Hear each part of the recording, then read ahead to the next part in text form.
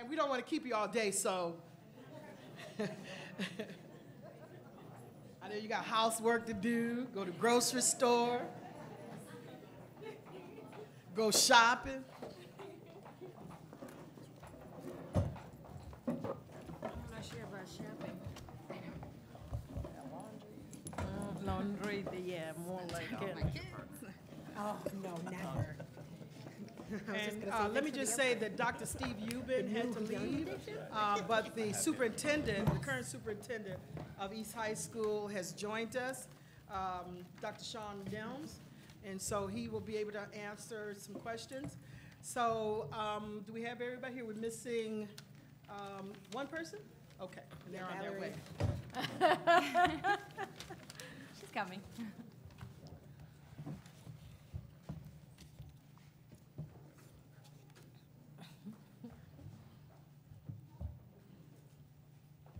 I have, let me just say to you, I have really enjoyed this. And I have really enjoyed that we've provided our parents with an opportunity to share. It's rich. I appreciate it. I love it. And we just, Dr. Lowengal, we've just got to do better by our parents. You know, we've got to listen better. We've got to make sure that their voices are the first voice and the last voice we hear in terms of how our children are being, and their children, the community's children are being educated.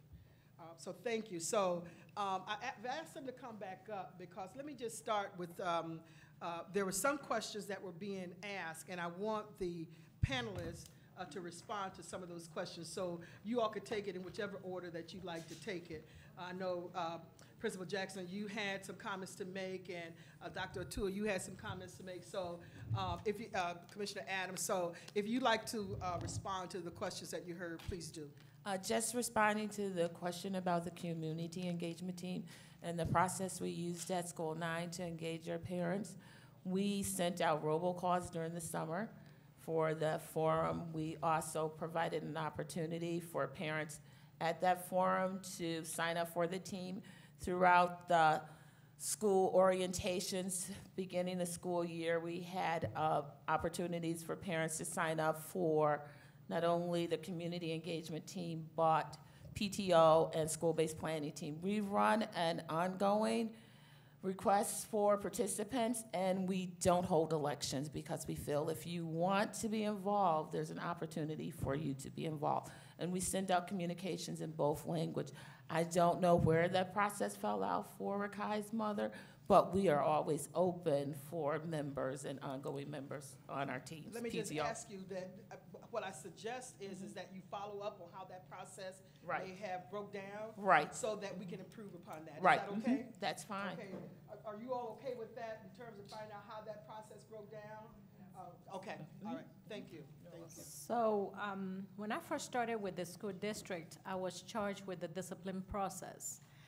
So through the discipline process, I noticed that there are patterns because I do look at the long-term suspension and short-term suspension and all the suspension in the school district.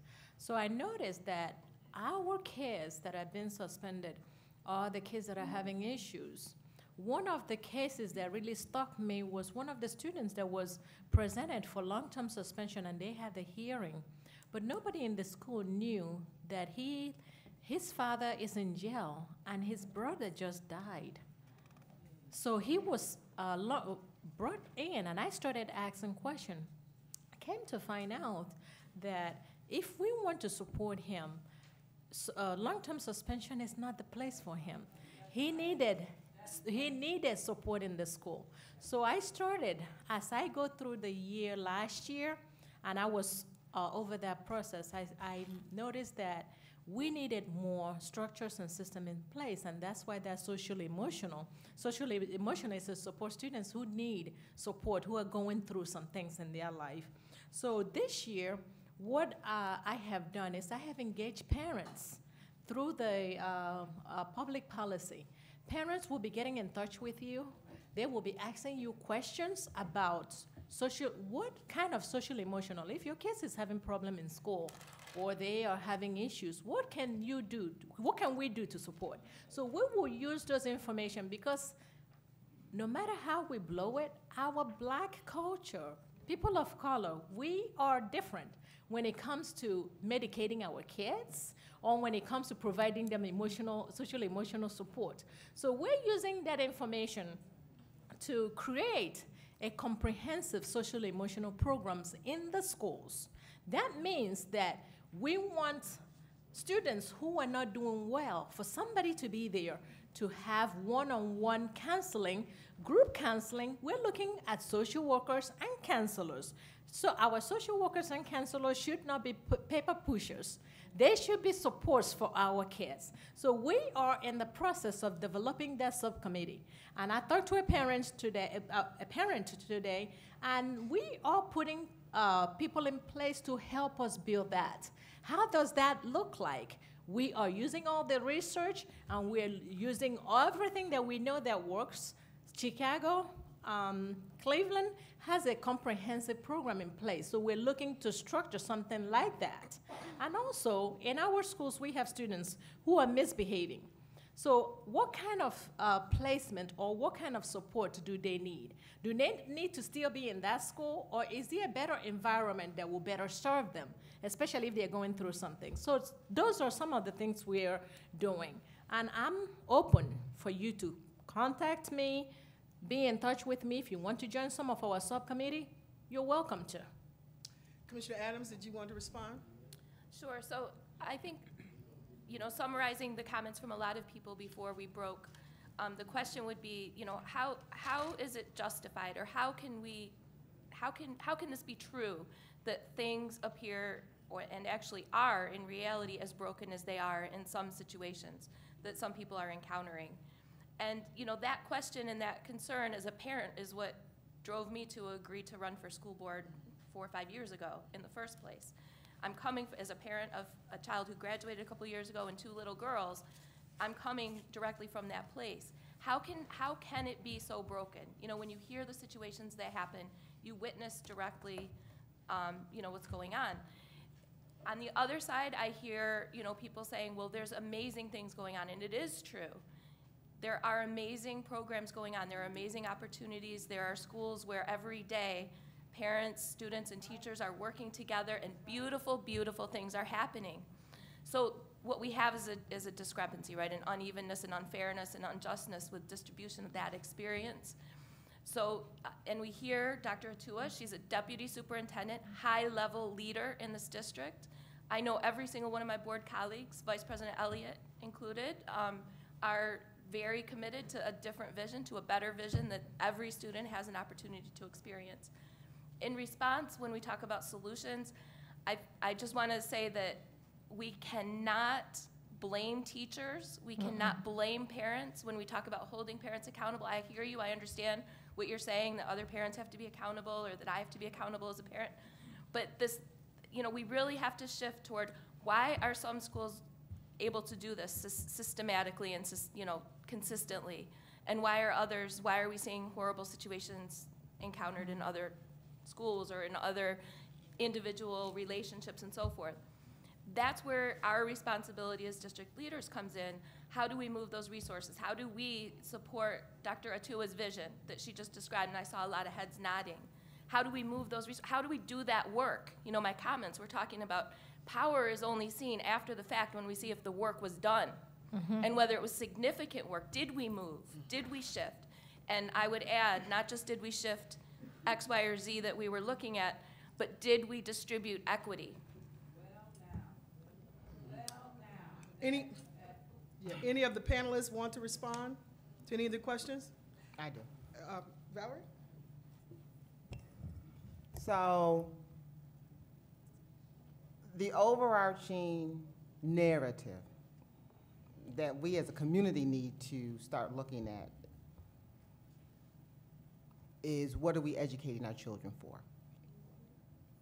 Because if we have stakeholders, meaning parents, community, teachers, administrators, school board members, whomever, who have a different narrative than what we are educating our children for, then we get the chaos. And when we get the chaos, it affects our children. it trickles down to our children. So first and foremost, in spite of receivership, in spite of all of the grant monies that we get for remediation programs, because our data looks like this and because of that, we still have to look at what are we educating our children for. Commissioner Adams is right. I've heard the conversation around the power struggles, who has the authority. You don't have the authority over my child that you think you have if only 40+% of the students are graduating. You just don't. You know, some of the questions that were given to me, that were texted to me, looked at, for instance, instructional coaches for bilingual teachers. See, we can all sit here and be right in what we say. I could care less. I know I'm right. That's why I'm saying it. However, what are you going to do because I'm right? Where are the instructional coaches for bilingual teachers? You know, we need to learn more about how all students can prepare better for city and state exams. How is it possible that with all the help and support schools and students have, there are so many struggling schools? There's a common thread there. There's a common thread there. And what we have to look at is, we know, the parents are the knowers. We know. The reciprocity looks at, do you hear us? Do you believe that we know? Will you take what we know as a fact? That's a teaching tool. Teachers should be using reciprocity in teaching and learning about students. That should be in all the teachers' classrooms. It should be in all the administrators' arsenal of communication. There is no, you know more than I do. Because I know what my child is doing today on Saturday. You don't. You know, I know what my child is doing at 7 o'clock on Monday evening. You don't. My child as a whole person brings that as a part of him or herself to school on Monday. So again, we have to define, what are we educating our children for? A couple of years ago, we had a senator named Hillary Clinton who talked about biotechnology. I don't know if you all remember, but I guarantee you the Rochester City School District was not educating our children to be prepared to go into the biotechnology field. Missed opportunity. So now we have Polytech. Polytech. Is the Rochester City School District preparing our children, irregardless of receivership, persistently failing school? There are 35,000 kids. Are they being prepared to go into the Polytech field? There's not a parent on the planet that would say, don't prepare my child for Polytech. That's just not the case. And so I would hope that we begin to change the narrative from within. That we change the narrative to what are we educating our children for? Because if we change the narrative to what are we educating our children for, then we're all on the same page, and our children know it and will rise to the occasion. Thank you. You had a couple questions in there that you I said. just that asked text. 3 of them. So can somebody from the panel respond to those questions that were text to Valerie? One was around Instructional coaches for bilingual teachers. What? Well, I can answer that one. We just hired one person. One? We just hired a person this past week. There was an interview process, and that person was identified. I'm not sure that it has gone through the board yet. So do you think that one is enough? I think we have to look at the resources and the needs of where we are right now. No, or we need to shift them? I'm not going to be able to answer that question without looking at what we have in place right now. You had some other questions? What were your other We need to learn more about how all students can prepare better for city and state exams.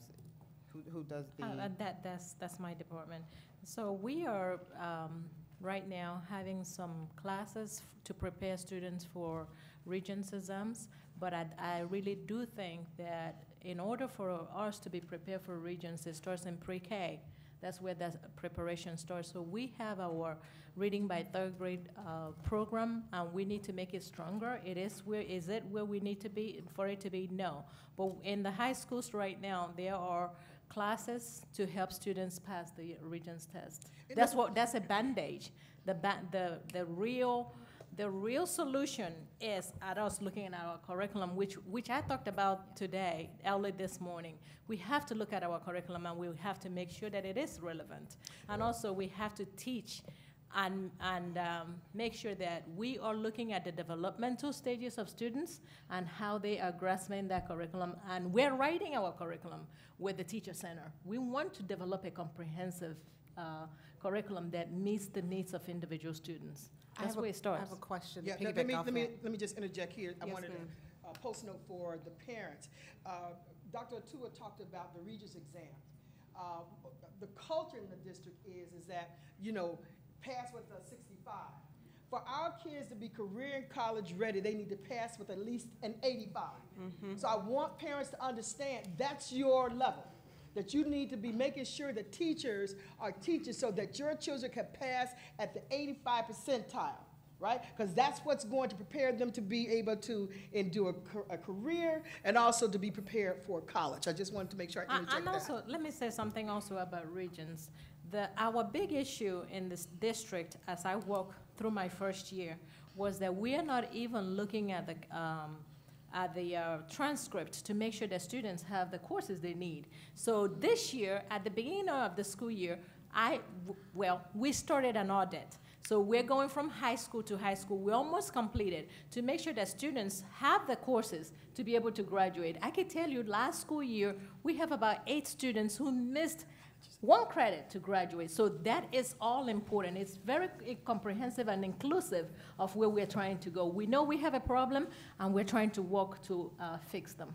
So on top of the initiative for reading by third grade, I've heard this from parents who have middle schoolers and high schoolers, what are you doing for those students that are in 8th grade who are still reading at a 2nd grade level, who are in high school who are still reading at a 6th grade level? How are you helping prepare them for the Regents exam because they didn't get that initiative to read by 3rd grade, and now they're seen as too late? Well, Oh, do you want me to answer? You can answer, and I can answer. I too. think instructional coaches, since I'm a big bilingual school, right? We didn't wait. We went ahead with this year of the naming of the potential receivership. We were able to hire 2 more instructional coaches. The 2 instructional coaches that we had to be able to understand completely language acquisition and English language learners so that they can, and then look at that scaffolding. And one of the advantages we have with receivership is that we can say, you know what, that might be the curriculum you have, but this is the curriculum with proof that we had. We were able to open school 3 weeks earlier to be able to do project type of lesson plans, test what we thought would work better with our kids, and we did benchmarks, writing benchmarks for our kids. Writing is a big area of need for us. And if they can't write, they can't think about what they're saying and how to say it. Our kids failed many of the algebra points, not because they didn't know the math, but because they couldn't explain the justification of why they had chosen that formula. And that's the deep dive you have to do. I agree, a 65 is not good enough, a 46 is not good enough, but why? Why did they get that score? So we've been working very hard, is not only what are you thinking, but how do you write what you're thinking with a very concrete writing expectation that we're not only writing about the content, but that we're writing about what we're thinking and how. And I wanted to go down to. So even though I now have 4 coaches that probably a lot of people would say that still is not enough for 1,100, I've got 3 more than my peers, so I feel excited about that piece. You had talked about. 3 more than Christine said that she hired. Excuse me? I said, and 3 more than what she said she hired, so that's good. That's an individual thing that if you look at it, she was able to Because do that's what I something at the needed. building level that she needed that didn't wait for central office. because so when you said, how did receivership help me? I'm gonna keep going down your list. You also said something about preparing for city and state exams. When we can think better, right? And remember when I said my little pyramid? I don't want going into classrooms to hear teachers only talking. I mean, the bottom of that pyramid says that we all learn better when we can practice what we're learning, we can talk to each other about what we're learning, and I like to see kids helping each other, but there has to be a way that you structurally put those kids together. We've vested every week. We look at student work every week together. And it's not content driven. It's not only the English teachers doing it, it's everybody. Art teachers mixed with English, mixed with math, mixed with social studies. Why? Because it's about the strategy. It's about teaching kids how to think better. It's about teaching kids how to write better. It's about teaching kids how to read better. It's not only the English teacher teaching that. It's all of us teaching that. And at the beginning, there was resistance. Why do I have to do this without my colleagues in my department? Because we all have a responsibility, and we all know that to become better writers, we have to be better thinkers, and what makes us better thinkers is to read more. But if I'm not conscious about vocabulary development, and we're a strong push for Tier 1, Tier 2 vocabulary, making sure teachers are using the higher level words, making sure that what the kids are reading is interesting to them. That's the third thing we've done. You talked about matching. So this year we had the opportunity with receivership to reorganize our building in terms of grades and clusters. So I used my reorganization within the building with the coaches that I got more, and the 2 reading teachers. I hired 2 reading teachers as well, so that they can help my teachers get stronger at those strategies. We broke it down to home base for 20 minutes. And some of you will say, well, why is that so important at the end of first period? Because that homeroom teacher, that home-based teacher, which is their first period teacher, has a responsibility for those 28 kids instead of 125. When for 25 kids, you can talk about grades, attendance, and building community, because every Tuesday and Thursday, those homeroom teachers are doing community building activities. Not those 20 minutes of kids just sitting around. No, we're building activities that we prepared this summer as a building to say, every Tuesday and Thursday, this is what we're going to do. They're fun activities. I love to hear my high school kids giggle like they used to giggle when they were younger. That's what it's about. When they start to trust that that person, they see them as a person that cares for them, and those parents say to me now, oh yeah, I got a call from the home-based teacher, Mrs. Ramos, then you know that we're trying to build so that that wellness is there. I also was able to acquire 2 more counselors and a social worker. Because remember what I told you from the beginning, it's not only academic, it's a social emotional responsibility. So that home-based teacher starts that pyramid, and then we start to impart with training from everyone, consistently monthly of that restorative practice piece to see, because we know that when I like coming to school, I'm going to come more often. When I like coming to school, I will be able to trust that you will be able to help me get to that point. And I think I did I answer? You did Well, an I'm- excellent job. Yeah, let me just, No, but that's where we're starting. Let's hope we get there. Yeah. Let's hope we get there, remember. let me just interrupt for a second. We've got I think I still need you all to respond, but Okay. we're going against time here. This is rich, and I want to get parents out. But yes, you have, and I'll come back. I just want to say thank you, parents. You know, I work in the city school district. Thank you for showing up. I appreciate it, and I really appreciate the interaction you have with us. The question or the statement I want to make is teachers should be held accountable. Parents should be held accountable. I heard that. The one thing that's missing is students need to be held accountable. They need to be held accountable for showing up on time, going to classes on time. I work in a high school, can you tell? Get to class on time, treat everyone with respect. You don't have to like people, you just have to respect them. It doesn't matter who the adult is, you respect them. In my classrooms, what I tell students is you're not only here to understand the content, you're here to build those skills that are going to get you a job and keep you a job, which means that you need to be able to write well. It's proven that the better you write, more than likely you'll have a better opportunity to move up in business. I like the point when you talk about 85% on a test. In business, I came out of the service business. If my techs didn't get 85% on a test, they weren't certified. We have to start raising that bar with our children, and we have to tell them on a daily basis that they are valuable, they can do it. I like to pull students out one-on-one, especially when they're acting up or standing in the hallway acting sort of stupid, and then just have that discussion with them, like, you know, what are you going to be doing when you get out of school? And when they say they don't know, that's when we start to have a real serious conversation. Tell the boys it's time to man up. Is that how you'd speak to your mother? I'm old enough to be your grandmother. Is that how you're going to talk in front of your parent? The example that our parents give our children are the things that those children bring into our schools. So sometimes when I see the disrespect, and I tell them, it makes me wonder, you know, that they have to learn that they're representing not only their school, their community, they're representing their families. And going with that in their community. I don't know who I should speak with, but this not having a community-based school, in my opinion, is a mistake.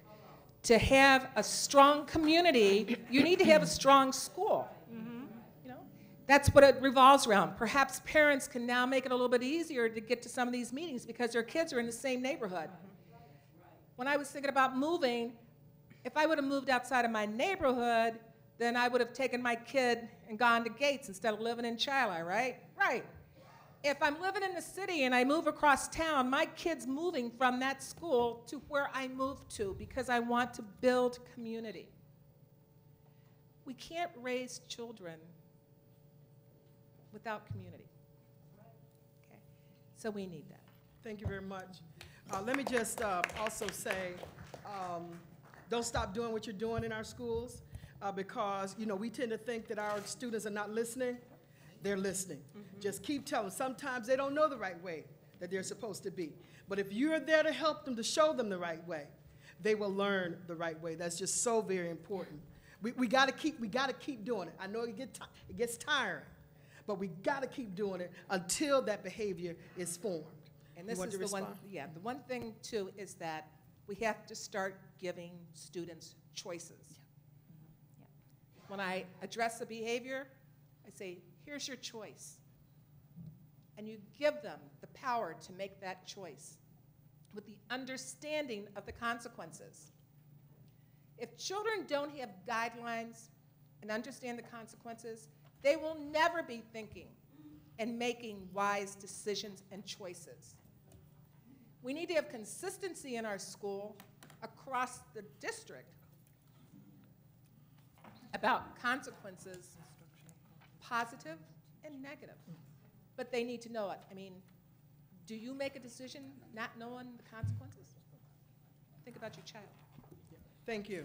Thank you. So do you want me to answer the middle school question? Because we've done a lot in the school district to address the 7th, 8th grade. Yeah, I think I had, you have a question, and Glass Prajaza has a question. I think there's one back here. Now, let me just ask you about time, because we still have to have the presentation about community engagement that I think is a really important piece for parents to be able to understand. So how many people now still have questions, want to ask questions? So we have Felicia, we have the parent in purple, we have Gladys. Can we say that'll be it for now, and we'll have the panelists to respond, and then we'll go to the community engagement team, and if there are questions at that point with the community engagement piece, you can ask questions there as long as you want to, and as long as you want to be around, we'll be around here with you. So let me have the panelists to respond to the questions that have already come up, and then you all will have the last questions to ask. So the question that was asked was, what are we doing for the 7th and 8th graders, the middle school students? So this year, we built in an intervention period for them in their schedule. We also have reading teachers in the 7th and 8th graders, because we know that is a big problem area. We have Project Chris, which is a project that, which is a program that help us embed reading strategies in all the subject area. We have the EL directors. I directed them to give me a schedule every month where they are in the school supporting schools. And also we have more coaches, more reading coaches in the central office that we deploy to the K-8 schools. We have also embedded writing for 7th and 8th grade into the social studies new framework that come out. If I say framework, it's about course of study that just came out. So those are some of the things that we have done, because we know that our 7th and 8th graders are really struggling, and we are here, and we are doing whatever we can. But this doesn't just start in 7th and 8th grade. We need to look at our curriculum district-wide to make sure that we make the necessary accommodation and changes to them. I'll get Sharon, and I'll get you, Dr. Okay. I just wanted to follow up with support for the bilingual coaches and preparing students for the exams. We actually start all of our students writing in their first language, which may be Spanish or English. Our bilingual staff have training from national researchers, Carol Avery to Ann Goodvis and Stephanie Harvest on comprehension strategies. So we built that framework. So without the bilingual coaches, we look at what can we do for our students. We have in place bilingual RTI specialists that work with students that are below grade level in their first language to support that transition. We also embed the strategies across with the ESL teachers, looking at many opportunities. Explain what ESL teachers are. Teachers that work with students to develop their English language, English speakers of other language teachers. We have that support staff, and what we do on a weekly basis, the teachers meet. They have writing benchmarks where the kids write. They choose their topics to write. Based upon that, there's an assessment. They look at that. Instruction is then individualized based upon what the child needs. And that's our expectation. We give our children choices because we know you don't learn if you don't have choices. And it's not only in that social emotional piece, but it's in their academic piece. We expose them to opportunities beyond the school. We have 3 teams that are participating in the Lego tournament today. So it's not just the interactions within the schools, it's interactions and learning opportunities outside of the school. That gives them the background knowledge, the vocabulary knowledge that they need to engage when they're reading texts that may be at an instructional level. And once again, I want to thank Dr. Atua for allowing us to get Mayan and Alex. It is software that the kids, Mayan provides the children with reading opportunities no matter where they go at in the world. It's aligned to their instructional level. They can pick it up on their, those PlayStation games, to the parent's iPhone if they're in the doctor's office waiting. Parents are there. It's in Spanish and English. Alex is a math program that's aligned to the state standards that allows the children to practice independently to go, if they're enrichment level, so if they're above grade level, below grade level, these programs provide them an opportunity to learn outside of school with their families, with family connections. And so we look for things that we know we only have a certain amount of time with them, but what will give them the choice that they can do as learners based upon goals that they've set as learners. And that's our work for this year, to get better at doing that. But we do, with those 2 resources, have an opportunity to expand math literacy and, literacy at home, numeracy and literacy at home with the families in both languages. All right. I'm going to give Dr. Nelms an opportunity to chime in on the conversation. I'll be brief. What I've heard so far this morning and this afternoon is, it's been clear that parents are saying we want to address academics, we want to address socio-emotional, and how does receivership help that? I think that's the essential question. What makes it different? What makes it unique? I truly believe that the receivership allows a school to redefine community. And community is not simply for the parents and the students, but it provides opportunities to engage other stakeholder groups. And so at East, we went through a very, very, very time-consuming process with our unions, our bargaining units, around developing structures that engage them as community members as well. So we interviewed over 1,200 students. We spoke to nearly half of our parents. Over 700 parents came out to orientation, school orientation. We met with our administrative groups, our Bente and RAP members as well. And the question we continue to ask is, what is your role in changing how East functions and the service that it provides? And from that, we had everything from creating a half an hour a day within a school day where every staff member is connected to 10 students throughout the year in our family group structure. And the entire idea of that is for students to be able to connect and restore relationships among themselves, among students and adults, and also adults and adults. Because we have a system in the RCSD that has been strongly focused on compliance, where kids come to school, they do school, and they go home. And the idea around having community school is students come to school because they want to come to school and they engage throughout the day, and then they go home and continue that learning and applying it in different ways. And so the receivership allows those conversations to really come to fruition. It allows parents to have a strong voice. I see Renee here. I think she was here. She's in the back, our parent rep. And our parents are driving many of the decisions and actions that are taking place. Receivership also allows you to use funding in ways that are focused on being proactive as opposed to reactive. So when we have questions around the academic needs of students, at East we have double blocks of English and math for all students grades 6 through 9. We made some decisions around that, and we had to extend the school day with the teachers' unions to be able to accomplish that. At the same time, we have support for all students. So the old model of funding special ed only, or I heard that comment several times, is students who really needed it only got it, and there were a lot of students who needed it who didn't get it. We have 1% of our students proficient in ELA and 2% proficient in math. That's not a special ed issue.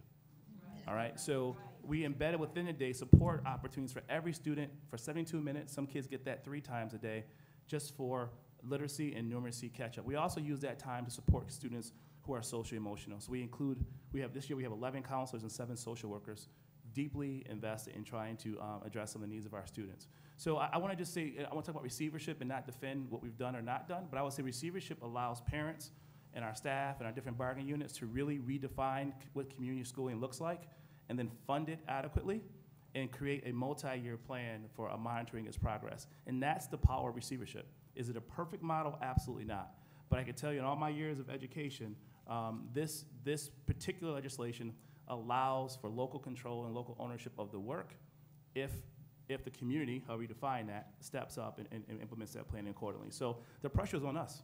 The pressure is on us to step up, it's for us to persevere, and for us to monitor our impact and then report on that so we can impact other schools. I really see the schools that are in receivership now setting the tone for schools to come if we take on that responsibility. And I commend the U of R, and I commend the commissioners for allowing us to come in and do that at one school, and hopefully that'll, those lessons learned will be shared with others and implemented accordingly. So receivership can be a powerful tool if we leverage everything within that legislation. All right, thank you, Dr. Nelms. There are 2 other questions. I'll go to the parent first.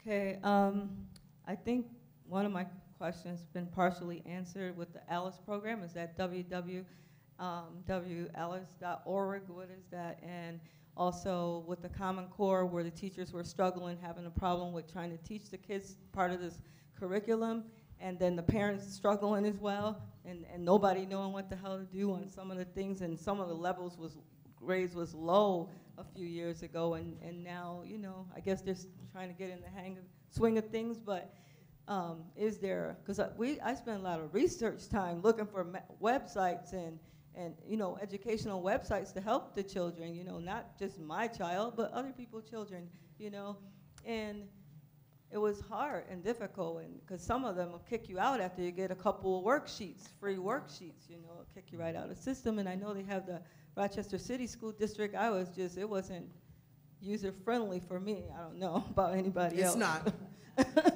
and so I wanted to just make, a comment about the security. When I went to go apply for volunteer work at that number 3 school, and the principal had went to another school, there was almost a liability thing. The children, like at least a big crowd of this many, 3 tables or 2 tables, almost knocked me down running through the hallways. Security wasn't nowhere to be found. They was on the other side of the building doing security, they said. Because I asked them, where were you guys? These kids almost trampled me over. I guess I would respond, where are the teachers? Teachers should have control of that, but go ahead. Okay, and I saw that zoo setting in number 3 school, which, like I said, it was a totally different environment once upon a time.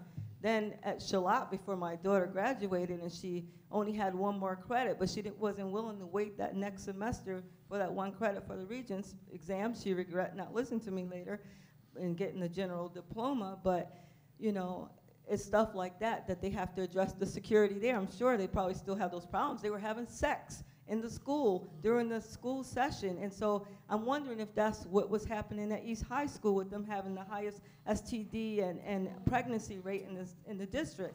And so I'm hoping that the new guy can help address some of those issues there too. And I was wondering what would make me take my child over to that school if they was having those problems, even though U of R is stepping in. All right, thank you. You know, We're not going to respond. so, We got 2 more. and I just want to say, I was talking about Common Core, not what's that. the educators, yes, my daughter currently goes to a supposedly good school in the district, but I'm also interested in other people's children getting education too, because this is a national problem, in case some people don't know it. I've traveled sometimes, and it's a national problem when it comes to minorities getting a good education. You know, you really have to fight for it, and I don't know who said it in here, but some of us parents do become the enemy of some of the administrators or teachers or whatever, and not willingly, not wanting to, just fighting for your kids' education. You know, I mean, I almost fell, and I'm just gonna sit down, but I almost fell into that bracket of sending my daughter into a different district so she can get a proper education, and the girl had to go to jail because she wanted something that was just and needed to be equal for other people's children. I mean, you have to be really crazy or something wrong for you not to want your kid to have a good education. Yeah, thank you very much. We'll go over to Gladys. And thanks for that teacher making that comment earlier. Thank you very much. I think some of the things I wanted to mention have already been said, but I was just really taken back that 70% of New York State, 70% of ELL learners are in New York State are in public schools. And so that's a real concern for me. As a person who works at Ibero-American Action League, we are very much concerned about what's going on in the school, especially school number 9 and Monroe, and all the schools really, but number 9 with such a high Latino population, and then that school is actually feeding into Monroe, which is also under receivership as well. So there's a real concern over there. I was looking through this book that's here, and I assumed that, making assumptions, this was just for us to peruse it and take a look at it. It is referenced, and the information is on the school district website under the receivership tab. Okay. So I just want to make a comment about that because I found it to be a little confusing. So just kind of take a look at it and see if it's user-friendly in terms of parent-friendly, community-friendly. I found that they were all different from each other, and I'm not really sure why that is, if they're all under receivership, depending on what level they are. But it would probably be good, especially for those parents who have more than one child in more than one school. You know, the message becomes needs to be very consistent and simple, and use visuals are always good, because I can tell you, coming from a mother who was illiterate both in English and in Spanish, I never assumed people can read. So we appreciate that. Thank you very much. Keep those things in mind. Absolutely. When you're disseminating that kind of information. I think it'd be really helpful. We're definitely interested in Ibero, and I think all the community agencies need to be part of what's going on. There's an interesting sign, I think it's still in the hallway over here, by a parent who says, when my child is at home, I'm the teacher, but when my child is at school, you're the parent. And so there needs to be this kind of continuum for kids, because kids are always learning. They're not just learning in school, but they also learn at home. And unfortunately, sometimes if the school is very violent or it's not safe, then you're socializing that child to be like that. That becomes normal. Sure. And so they think everywhere you go and do is like that. There's some best practices. It's not all bad. And I know that we were heavily engaged with the University of Rochester and with Dr. Sean Nelms at East. And one of the things that we were really, really impressed with and so happy to hear is that they're really looking at that whole youth development model. Pedagogy of what you learn at the, in higher ed about being a teacher isn't the only way to teach. So there's a whole youth development model around what kids should be doing at different stages of their life. But what we found was the most important was how you engage students so that they could feel like this is their school too. Yes, absolutely. And so that they have the opportunity to be leaders and to take leadership positions. Yeah. There's a lot about peer pressure that we don't even take advantage of. It's the most underutilized group of kids. And it's the most that are filling up the school. The other I would say is what I learned when I was at the school district is that we have, if there's an opportunity that now that has presented itself to look at curriculum, it's also look at developing a strong health education curriculum.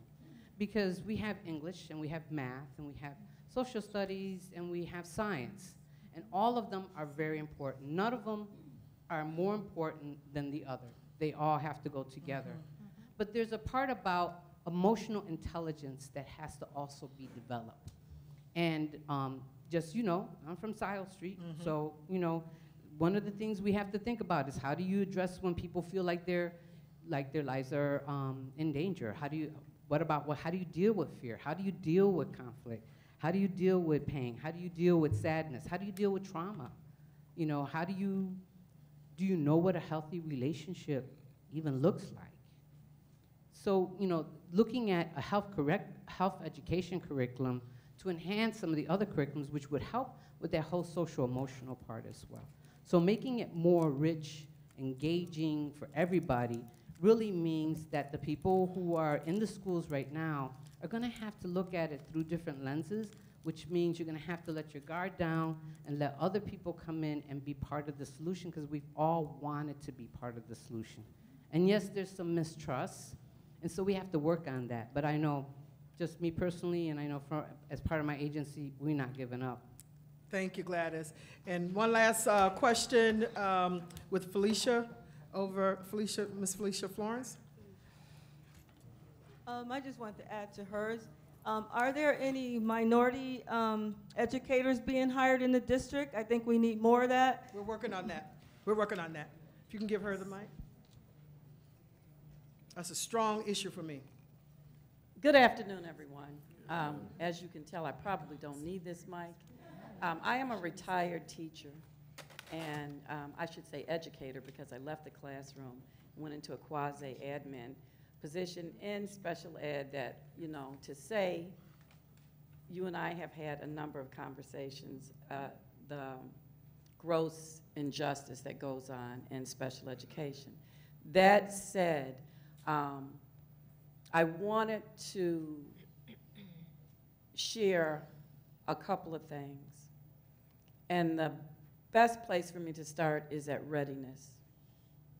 How many of us, whether we are parents or practitioners, community, business persons, whatever your title is, whatever experience you bring here today, how many of you can ever remember taking a course at any level in school and being fearful that because it was difficult that you weren't going to do well, but you knew that as you applied yourself, and you know, even if you couldn't get it on your own, your parents couldn't explain it all to you, there was someone else, a peer in the classroom, the teacher, to help you close the gap and obtain mastery. How many have ever experienced that? Raise your hand.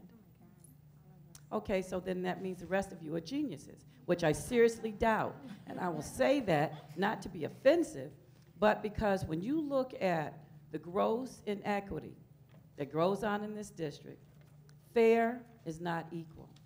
And a lot of our schools, and thank you, Dr. Nelms, for putting into perspective what receivership, the benefit of receivership should look like with the model from East.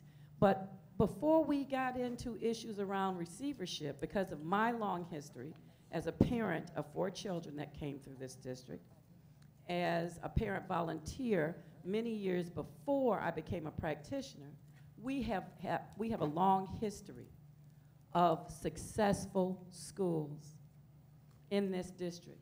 We are not idiots. We don't promote, we don't have a history of pushing kids through. This is something that has evolved out of a lack of not only readiness, but support. Administrators need support. You cannot take an administrator because he or she has a degree and place them in a building that you know has a number of needs and a short supply of resources. That is one of our biggest difficulties and impediments to student success, because that administrator doesn't have, should not be the case, but in all likelihood does not have the time to really develop. And understand me when I tell you, I'm not making excuses. I'm dealing with the reality of what is. And until we deal with those realities, we will continue to have really wonderful forums like this where a number of things are shared. Integral people come to the table. But when we walk away, the reality of what is remains in my face. Administrators need support. A competent, supported administrator can then support the classroom teacher.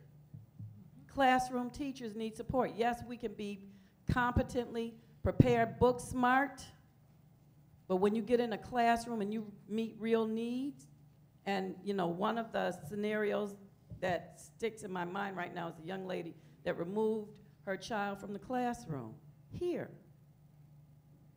That classroom teacher should have known how to do, and if she or he did not know how to do, there should have been an arm available. And the principal cannot be everything to everybody, but the principal certainly has to be the one, because that's where the buck stops, to be able to pull it all together and make what seems unworkable workable. Now, why do I say all of this? Because you know what? Parents as partners is a joke in this district.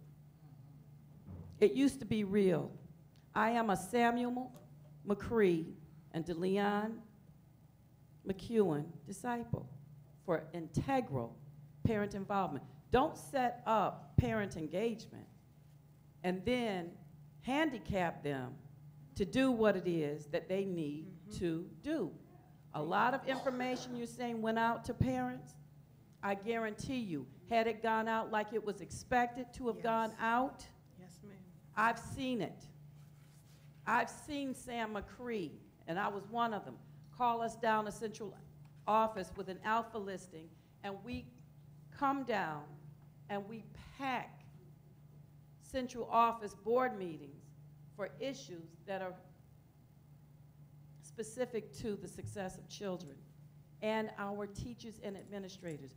We as parents, please understand me, we know you can't do this without us. You need to know that. You need to know that we don't, as parents, we don't come to the table by your permission. And just like parents should understand that when we come to the table, we're not coming to the table to undermine and disqualify the readiness, the capability, potential for success of any classroom teacher. But you have to understand that we are partners. We're not partners by permission. We're partners because we're committed to the education of our children. That is why this mom took her child out of school. Now, does it mean that all the blame belongs at one place? No, it certainly does not. But if those kinds of issues aren't addressed when you said, and I'm sorry, I don't know your name, I'm looking at your, you have a black turtleneck on, and yes, when you talked about the holistic education, we have to be able to address the whole child. Because I'll tell you something, when I taught 6th grade as the inclusion specialist, that's what they call me. I told them, don't call me that, because people have unfair expectations. But you know what? I then, as time went on, I accepted it because I was a specialist. You know why? I got to know my children and their parents. I was vested. My kids wanted to talk about excitedly, oh, we're going to have a Monday off because it's Columbus Day. Okay, let's make it a teachable moment. Why do we celebrate Columbus Day? Well, because Columbus discovered America. Wrong answer. And not just telling them. I had to enrich. I had to go outside of the curriculum that was provided to me by the city school district to teach my children that the only thing that Columbus discovered was that he was not the first one here. And I'm not so certain, as I continue to educate them, that Columbus was the one that told that lie. Okay? But that's what happens in his story. You know, so, I mean, there's a lot of, if it's just about blaming, then all of us in here bear some degree of blame. If it's about healing and moving forward, then can we integrally look at the pockets of success that we have in this school, in this district, from elementary to high school, and replicate them, not like they exist in that particular school, but as they are tailored to each school in the district. Because it takes a lot of time to really work and build an integral school community from the top down and the bottom up. And that's what has to happen until we can get back to neighborhood schools.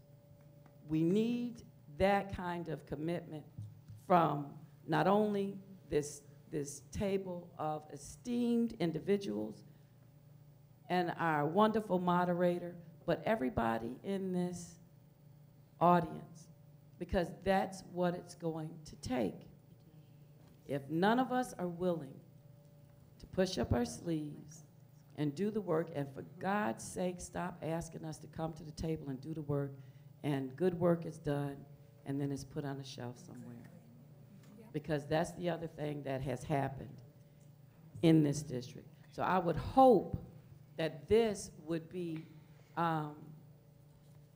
one of many opportunities to integrally engage parents, get parents really knowledgeable of what Parent Engagement Office is about, and get some serious finances behind parent engagement, getting into these buildings and really holding some of these administrators accountable that don't want parents to organize in their building unless the building administrator can give them permission for every little thing that they do.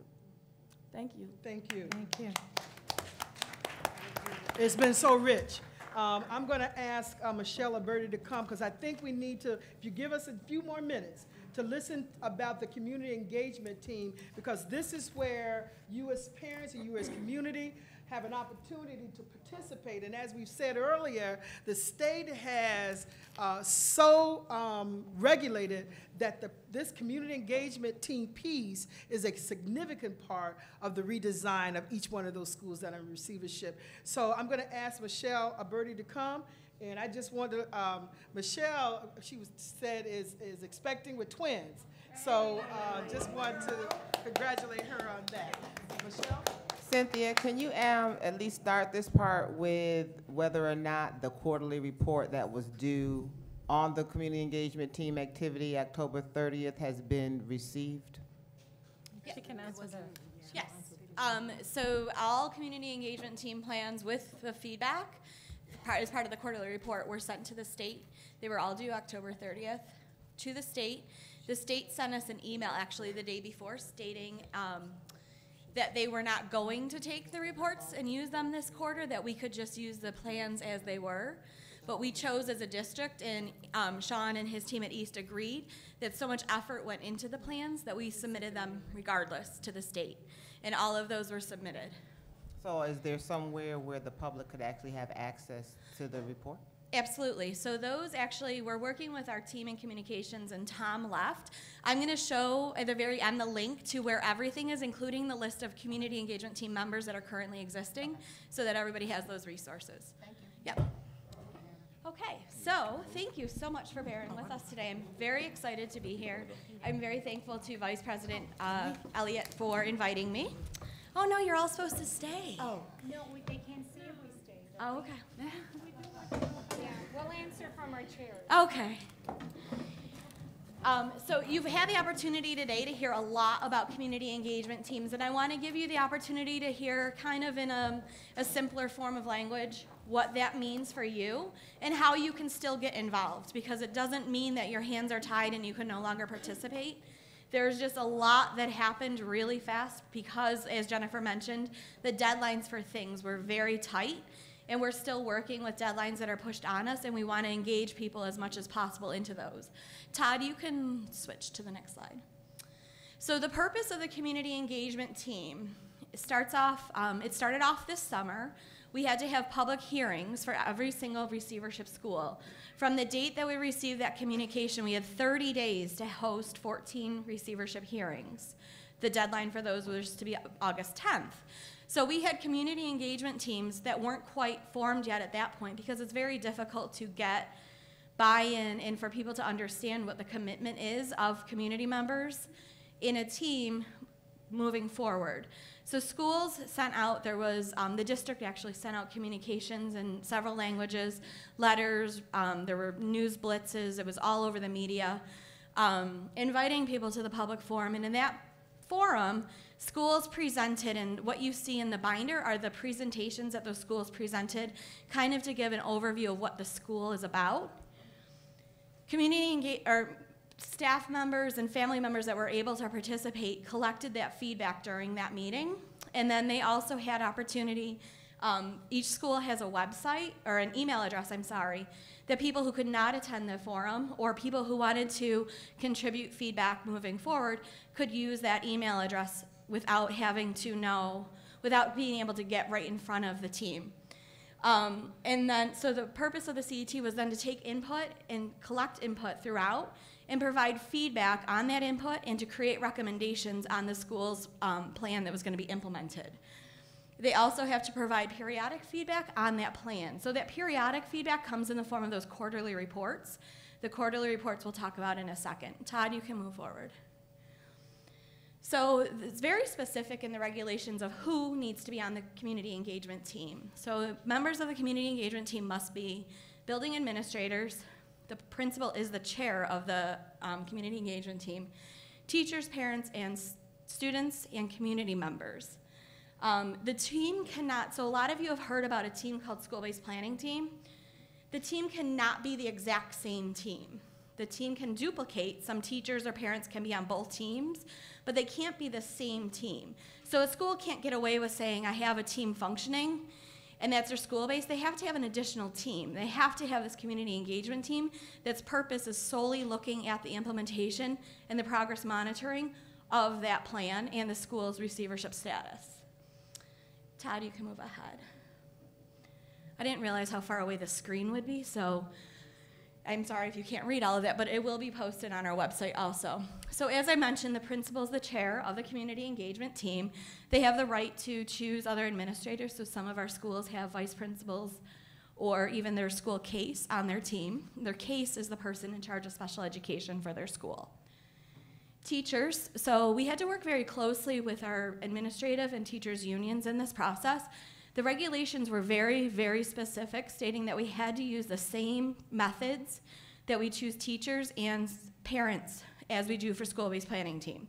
So the way that we used, so teachers are typically elected, but in this case it gives the Rochester Teachers Association the opportunity to kind of reform the model. The teachers don't have to be elected, but they have to decide who the teachers are going to be in a fair model in which everybody has buy-in. The parents, there has to be an election from interested candidates. As we've heard before, there wasn't always an election. Some schools just chose to allow all parents that wanted to be on the team be a part of their team because there is a commitment. So we were working on ways of how you could still contribute if you couldn't commit to being at every one of these meetings, because obviously it's a struggle in some cases, but there's so many ways to be involved, and that's important to know. And we also worked very closely, as Erica mentioned earlier, with the Parent Advisory Council, because we know some of our buildings did and still continue to struggle to have staff buy-in. And maybe it's because the teachers and administrators don't know, not staff, parent buy-in. Maybe those people don't know necessarily how to get their parents, or why their parents don't necessarily feel like they belong. So how can we work with the advisory council to encourage more parents to be part of the receivership CET, but also to understand why it's so important to be involved. So we've worked very closely with PAC on that. Students, any students can be chosen, and this was a change halfway through the receivership guidelines. Originally it was just grades 7 through 12, but our elementary schools are also able to have students on their teams. In a lot of cases, I know at Monroe, Vicki has multiple students and they represent grade level bands. Same at 8 and same at some of our other schools. We have multiple students on our teams. And finally, the community partners. So many of our schools partner with community agencies that these schools have such direct these teams have such direct ties to these schools. Those are the community partners that are partnered up with our schools. So as Gladys mentioned, IBERO is very, very focused on many of our schools, so we have representation from them in many of our teams. Center for Youth, I know Baden Street has representation on number 9's team. We have so many community agencies that are here to help us that if they're a part of this team, they can support. Todd, you can go to the next slide. So the roles and responsibilities of the CET. Obviously, one of them is to meet regularly. They collect feedback, so in any way that we can collect feedback from staff and students and families, if it's email, if it's conversations, if it's events such as this. It's the role of those community engagement team members to collect feedback about happenings at that school and bring it back to their team so that they can discuss that. Each school starts off with a plan. So many of the schools had to write a SEP, which is an improvement plan, or a SIG, which is another name for an improvement plan. That was the first level. So if you think of that as like phase 1, and then that community engagement team had to take that plan and revise it and change it and modify it and add to it. So some of our schools that are receivership schools are further ahead than that because their plans were approved in June. But as Jennifer mentioned, there's so many deadlines. Several of our schools, like number 9 and 34, just received their plan's approval. So their teams are working now on creating that next plan, and that plan's not due till December. But that's a deadline in December for a school that has until June 30th to show demonstrable progress.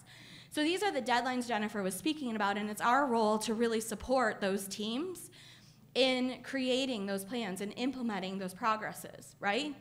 Some of our schools, one of our schools, 41 School, has not yet had a plan approved. They still have no plan approved. The superintendent is not the receiver of that school, and now we're 4 months into the school year, and they have 2 years, so they have a year and a half left. We've already missed that 6 months of crucial time with them. So it's that community engagement team's role to take feedback, to know the data of the school, to learn the data. We supply a lot of data, and we've been working very, very closely with the principals so that they can help explain what some of these data points mean to families who may not understand what the NWA score is or what the school violence index is. Those are numbers that people don't talk like, right? We don't hear those things normally. So how can our teams really help our parents and our families and our community partners understand what the impact is of those numbers? So ultimately, they provide recommendations for the receiver in the plan. And then the next phase is to monitor that plan. So our schools like Monroe, 3, 17, they have plans that have been approved by the state. Their role right now is to monitor how things are happening in those plans. Are they getting this program out? Is the staff following this professional development plan? It's their role to kind of support and see what's working. Because at the end of the year, If it comes down to Monroe or 9 not meeting their targets exactly, they have to get over a 67. Jennifer mentioned this crazy formula. If they don't exactly meet all of their targets, the commissioner is going to come to town and want to talk to that community engagement team.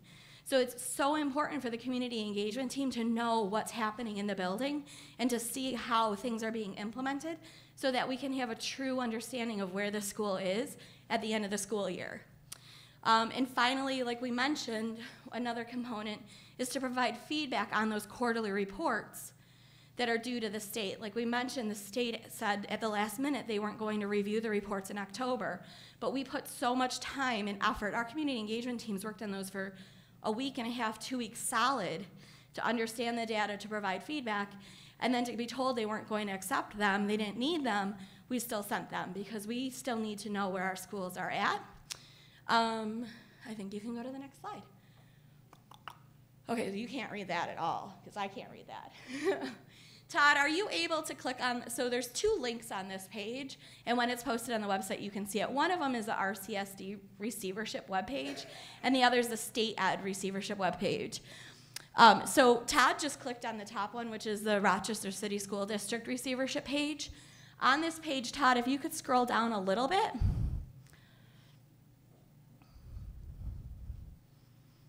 I'm not used to not having the computer right in front of me when I present. All right, so if you look right here on this page, there's all of the schools. And our team is working on making sure all of the documents you want to review are here. I know for a fact that number 3 is complete. So Todd, if you could click on number 3, school. And Tom and I are working on, he's said by the middle of next week we'll have all of the team members listed. But if you click on the link, you can see right here, his community engagement team members are there. So if you're a parent and you want to get more involved, or you want to know more about what that team is doing, those are the names of everybody that's supposed to be on that team that's meeting regularly. Yep, I think so. He's trying. I don't have it. I think it's just because of the projection, right? So on that link, Valerie, so there's the team, then there's the plan that's in there, then there's the presentation. There you go. So there's their team. You can see he has himself, his teachers, there's the parents' names, the students' names, and then underneath, and then his partners. Underneath there is their SIG, so that's their current plan that they're approved to be implementing. There's also what they sent and what they distributed at their Receivership Forum, at their public hearing, to kind of give a status of here's where our school is now. And then the recommendations, the original recommendations that the CET sent with their team, with their plan that was due.